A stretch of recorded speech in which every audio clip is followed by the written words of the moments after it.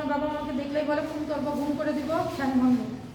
আমরা চাই এর একটা বিচার হোক, সরকার সামনে যে রাস্তা মেপে দিয়ে রাস্তা যদি আমরা পাই আমরা নেব, না পাইলে আমরা নিব না। আর যদি আমরা পাই তাহলে সেই ব্যবস্থাটা সাংবাদিক ভাইরা আকুল আবেদন, আপনারা গিয়ে ব্যবস্থা করেন, আমার নিরাপত্তা দেন। আমি নিরাপত্তা চাই, আমার বাবা মায়ের নিরাপত্তা চাই। আমার বাবা মা বয়স্ক মানুষ, অসুস্থ মানুষ, আমার মা রান্না করতে পারে না, আমার বাবা অসুস্থ। যারা মেরেছে তাদের কি চেনেন নাম? হ্যাঁ, তারা ঘর জামাই সোহান, সামাদ, তার ছেলে, তার ভাই আলম, তার বউ তো সারাক্ষণ বলতেই থাকে কো বাবা আমার বাড়ি অস্ত্র শস্ত্র সব সাজানো, তোরা আসলে কো বাবু। আমরা বিশ্বাস করতাম না, কিন্তু এটা আমাদের সাথে হবে এটা জীবনও কল্পনাতেও আসে না। আমি সাকিয়ানতলা তরফদার বাড়ির মেয়ে। কোনো রাজনৈতিক পরিচয় আছে নাকি? না না, আমাদের কোনো রাজনীতি আমরা কিছু তাদের নাই, কোনো কিছুই না। তারা কি আমি জানি না, এমনি এলাকাতে কিন্তু এলাকাতে তারা ত্রাস, এলাকার লোকের ভয়। অজর এলাকায় মোটামুটি সবাইকেই তারা মারছে। যখন রাস্তাটা ঘিরে দেয় তখন আমার বাবা বাসায় ছিল না, ধরো যখন রাস্তাটা ঘিরে দেয় তখন আমার মানে পাঁচিল দেয় ওরা, তখন আমার বাবা 1 মাস ধরে ঢাকা ছিল, অসুস্থ ছিল, ডাক্তার দেখাতে গেছিল। ওই সময় ওরা 2 পাশে রাস্তা ঘিরে মানে গেট লাগিয়ে দিয়েছে, লোহার গেট। তো আশেপাশে লোকজন গেছিল, যাদের জমির সাথে সেই মেয়েটা, ছোটো মেয়েটা গেছিলো, ওর বাবা নাই, মেয়েটা ইউনিয়ন কাউন্সিলে গেছিলো, তারা লোক পাঠিয়েছে, তারা বলেছে এটা আমাদের রাস্তা। তো তারপর চলে গেছে তারা, ওই মেয়েটার কথা কেউ শোনে নাই। আর এর পরামর্শ দিচ্ছে তার ভাই আলম। মামলা করেছেন কি? মামলা করেছে, তাদের 2 জন আটক আছে।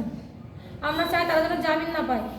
আমি এর বিচার চাই, আমি একটা শিক্ষক, আমি সমাজের দেশ গড়ার কারিগর। আজকে যদি আমার শিক্ষক হয়ে এরকম করে আমার সাথে, তাহলে বাংলাদেশের সমস্ত শিক্ষকের কী অবস্থা হবে। আমি চাই সমস্ত শিক্ষকের পক্ষ থেকে যেন কোনো শিক্ষক এইভাবে আর নির্যাতিত লাঞ্ছিত কোনো একটা এরকম সন্ত্রাসীদের হাতে না করে, না হয় এই বর্বর আচরণের মধ্যে না পড়ে।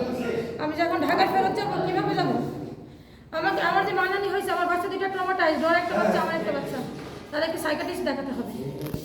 এইগুলো আমাদের যে মানহানি, আমার বোনটা ইনজুর্ড, আমার মা ইনজুর্ড, এইগুলো আমার যে এতদিন ধরে যে খরচ, এই যে কষ্ট, এই যে আমি অসুস্থ মানুষ দৌড়ে বেড়াচ্ছি, আমাদের ছেলে মানুষ নাই, সবাই ঢাকায় চাকরি বাকরি করে, সিলে চলে গেছে, সবাই চাকরি করে, ছুটি ছাটার একটা নিয়ম আছে। তাহলে এই বিচার কে করবে? আমরা অসহায়ের মতো আপনাদের কাছে এসেছি। আমি মিনতি করছি, আমি শিক্ষক, আমি গত 13-14 বছর ধরে শিক্ষকতা করছি।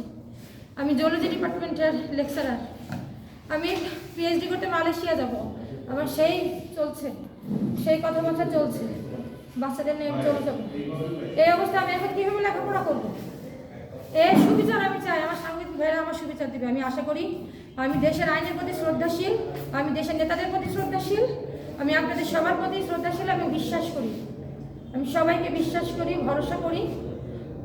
সমাজে 2-1 জনের জন্য 100 জনের ভিতরে 2-1 জন খারাপ হয়, বাকি সবাই ভালো হয়। এই 2-1 জনকে নির্মূল করা কোনো ব্যাপারই না আপনাদের পক্ষে, মিডিয়ার পক্ষে, আমার নেতাদের পক্ষে। যে নেতাই আসুক আমার দেশে, আমি দেশ পরিবর্তন চেয়েছি। আমি ভোট দিতে এসেছি কেন? আমার দেশ পরিবর্তনের জন্য ভোট দিতে এসেছি, যে আমার দেশের পরিবর্তন হোক।